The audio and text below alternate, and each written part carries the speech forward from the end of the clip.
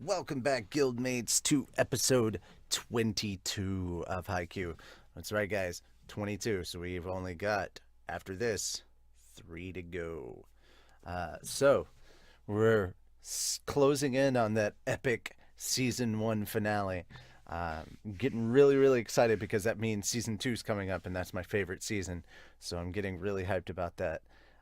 But what I'm doing is I'm just gonna go ahead and power through these, and then power through some My Hero Academia. I'm just getting this out of the way at the end of 1 week, so I'm already ready for everything that's happening next week, and I won't have to worry about it so much, and I can release a whole bunch of My Hero Academia episodes as quickly as possible. And guys, this is coming out Tuesday on YouTube.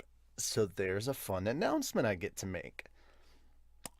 Just before recording this, I recorded my blind reaction. That's right, never seen this episode before. My blind reaction to Season 3, Episode 1, or Episode 25, if you want to do it that way. I've named it both as file types, but I'm going with Episode 25 as the file type that I'm going to be using. Episode 25 of Overlord.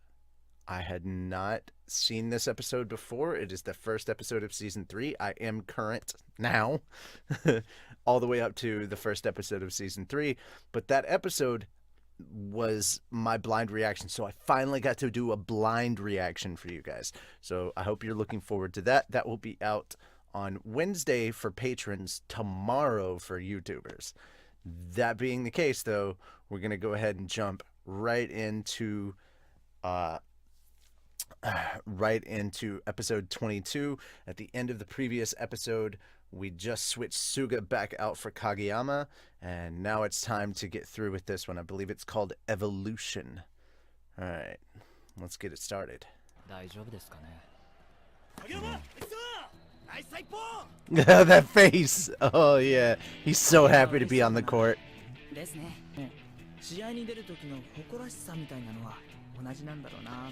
I kind of wonder what high school volleyball players in Japan feel about this series. Like, how... Like, obviously it has to be hyped up a little bit for anime and manga, but, like, how close to this does it feel? Yeah, you got the shivers, didn't you, that time, huh? Oikawa.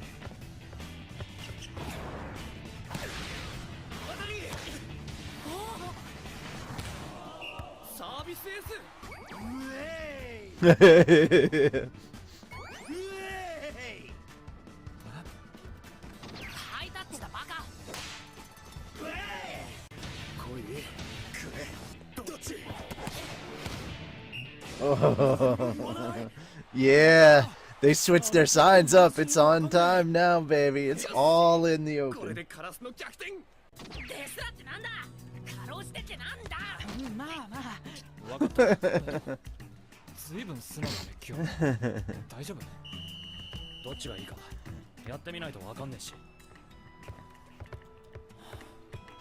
I love that face. That face that freaking Suki's making.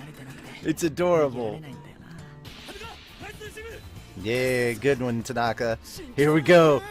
It's been a setup the whole time. He's been playing with them.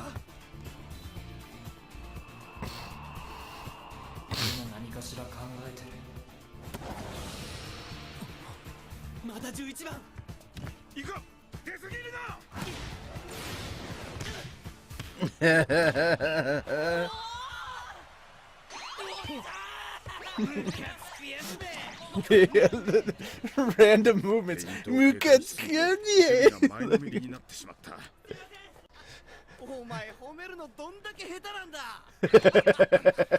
love how embarrassed Kageyama gets about that.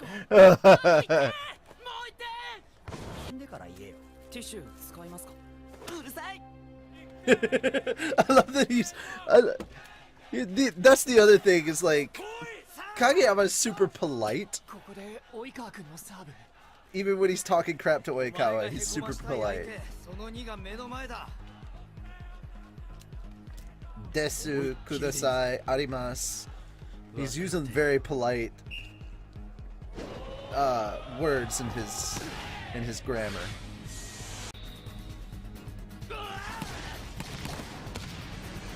Nice.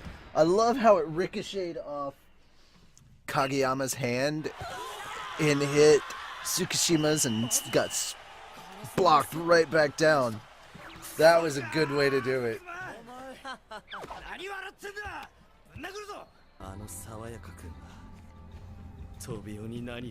God, there are times where he is the scariest.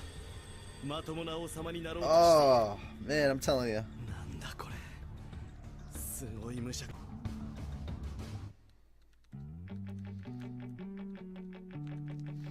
Okay, just 3 to go. And I had a lot written down this time. Okay. Looking forward to... I'm very much looking forward to the aftermath of this episode because my stomach is rumbling and I want to get something to eat. As silly as that sounds, that's essentially what's happening right now. So, Kageyama trying to smile is priceless. I love the fact that he just can't have a natural smile to save his life when he wants to. There are times where you'll catch him smiling where it's not like sinister looking. I'm sure he's got natural smiles, but like when he's trying to force a natural smile, it's terrible. And I love that.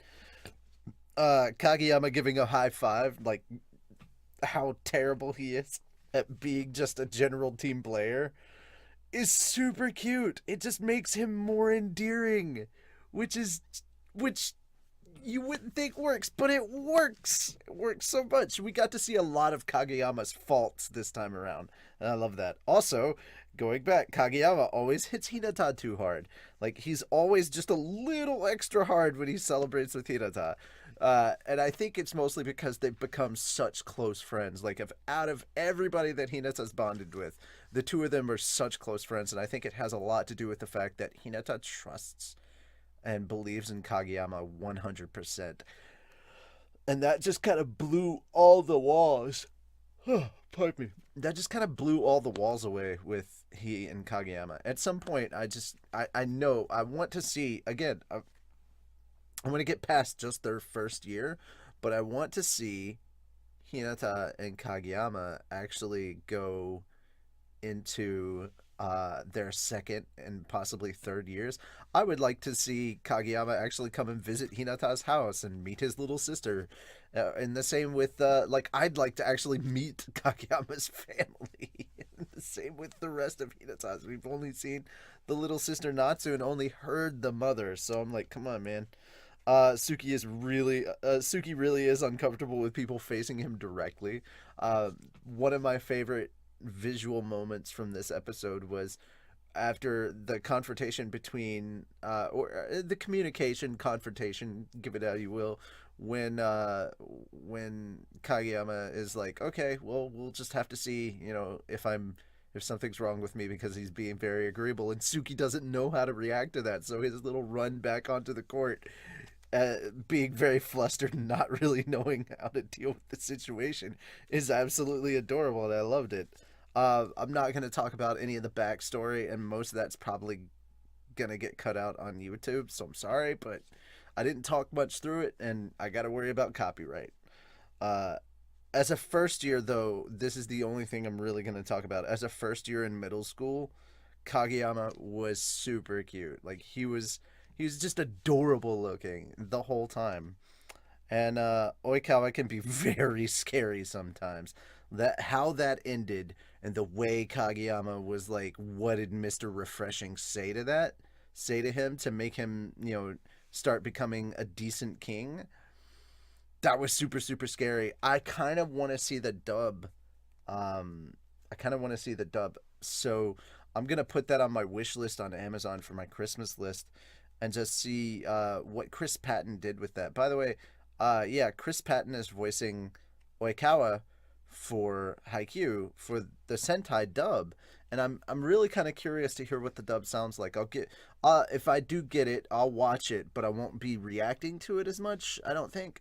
I'll give my opinion. Maybe I will do a reaction to like an episode or something just to kind of get the vibe of that.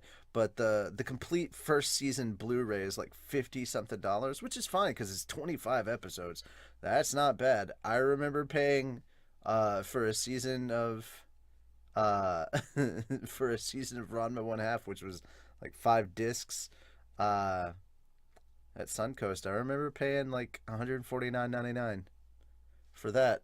And hey, I've got them right back here somewhere. Oh crap, they're over here somewhere. The box sets are behind me. Uh, I'll find them eventually. Um, oh, that's why you can't see them. They're on the bottom row of the thing. I'll show them to you probably the beginning of the next episode or something. But yeah, those were all my thoughts and my opinions on this episode of Haikyu, episode 22. I'll see you guys in episode 23 in just a little bit, unless I say just a little bit because it's gonna be like about like 5 or 10 minutes for me. But for you YouTubers, I'll see you tomorrow, and for you patrons, I'll see you in a few hours. That being said, later, Gators.